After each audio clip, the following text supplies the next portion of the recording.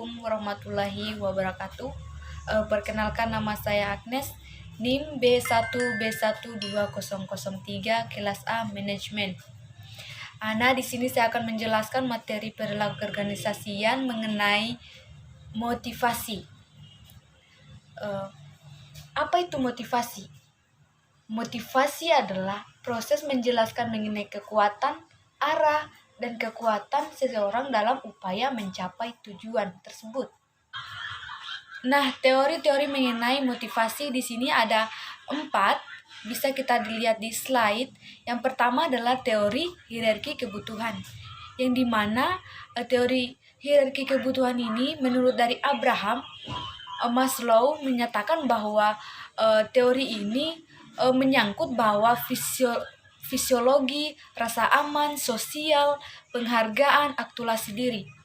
Sedangkan teori X dan Y, di mana teori X ini berasumsi bahwa para pekerja tidak suka bekerja, malas, tidak menyukai tanggung jawab, dan harus dipaksa untuk mengerjakannya. Berbanding terbalik dengan teori Y. Sedangkan teori Y ini berasumsi bahwa para pekerja suka bekerja, bertanggung jawab, dan dapat menyandarkan diri sendiri dalam melakukan pekerjaannya. Yang ketiga adalah teori 2 faktor.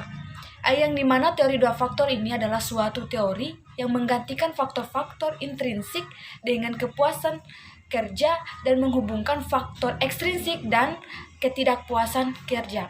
Yang keempat adalah teori kebutuhan Mislen, di mana suatu teori yang menyatakan bahwa pencapaian kekuasaan dan efisiensi adalah 3 kebutuhan yang penting dan dapat membantu dalam menjelaskan motivasi.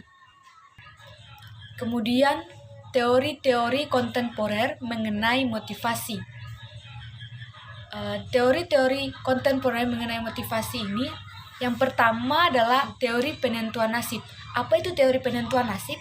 Yaitu suatu teori motivasi yang memuaskan perhatian pada pengaruh yang menguntungkan dari motivasi secara intrinsik dan pengaruh yang merugikan bagi motivasi secara ekstrinsik. Yang kedua adalah teori keterlibatan pada pekerjaan.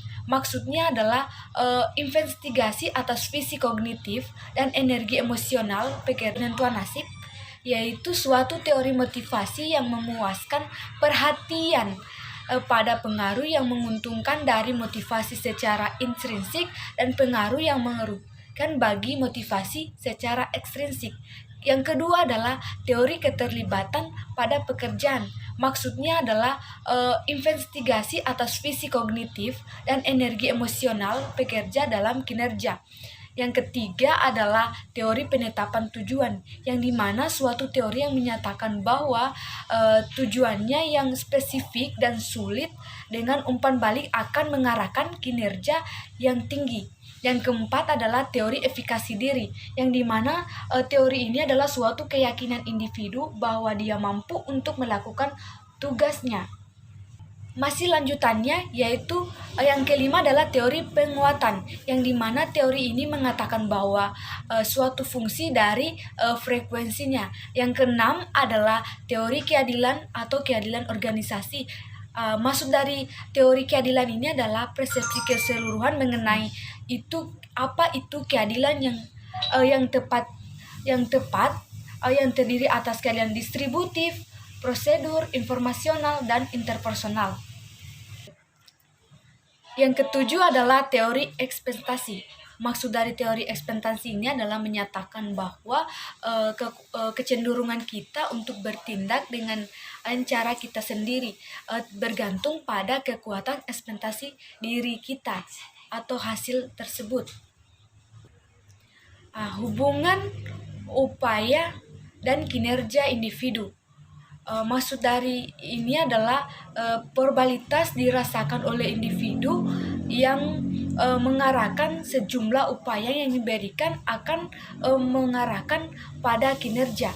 Sedangkan hubungan kinerja dengan imbalan kesadaran yang mana individu meyakinkan untuk melaksanakan pada suatu tingkat tertentu akan mengarahkan pada pencapaian hasil yang diinginkan. Sedangkan hubungan imbalan dengan Tujuan pribadi adalah keadaan yang mana imbalan organisasional akan memuaskan tujuan pribadi individu atau kebutuhan dengan keterkaitan atas imbalan yang profesional bagi setiap individu.